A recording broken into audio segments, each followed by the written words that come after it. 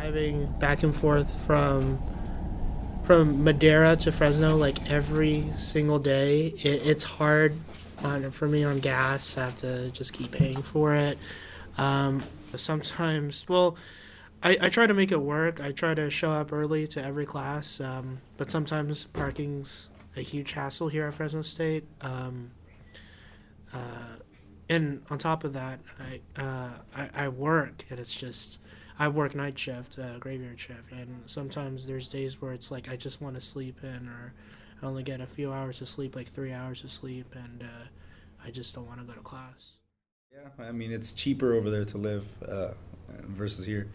Um, Cons, yeah, I do have to wake up earlier to get here on time to class. Like especially, well, that you got to prepare for that extra hour to be here.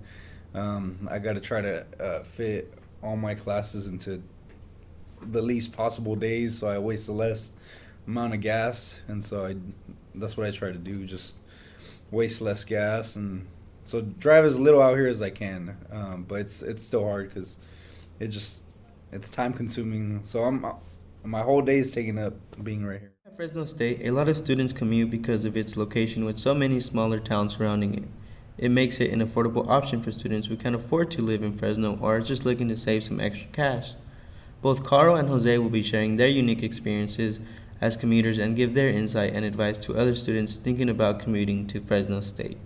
My name is Carl Liquanan. My advice is to definitely save up some money. Definitely get a job.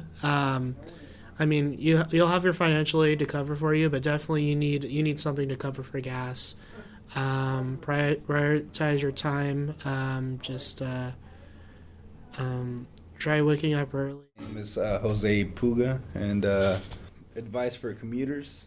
Okay, we'll plan to leave early, at least an hour and a half before your class starts, if depending on how far you are, and I mean know where your classes are at know where your classes are at, know where you're gonna park. Oh, and another thing I forgot, the parking pass. That's the worst thing. When I lived here, I didn't buy a parking pass. Saved me what, $90 per semester or something like that.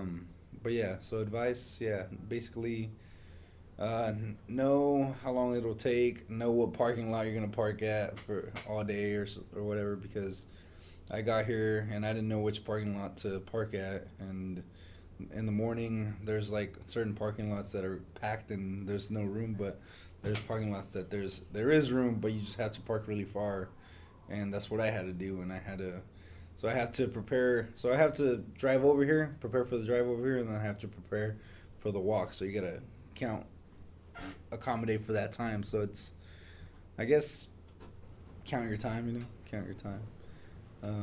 Yeah, that's it. I mean, have a four-cylinder car. It is safe to say that commuting can be difficult at times for a student. Not only does it take up a lot of time out of a student's day-to-day activities, it also adds on to the stress level a student can be experiencing with the daily parking hassle and gas expenses.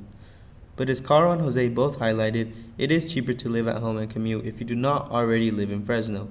If you can get past all the troubles that come with commuting and take their advice, maybe you can have a better experience and actually make it work.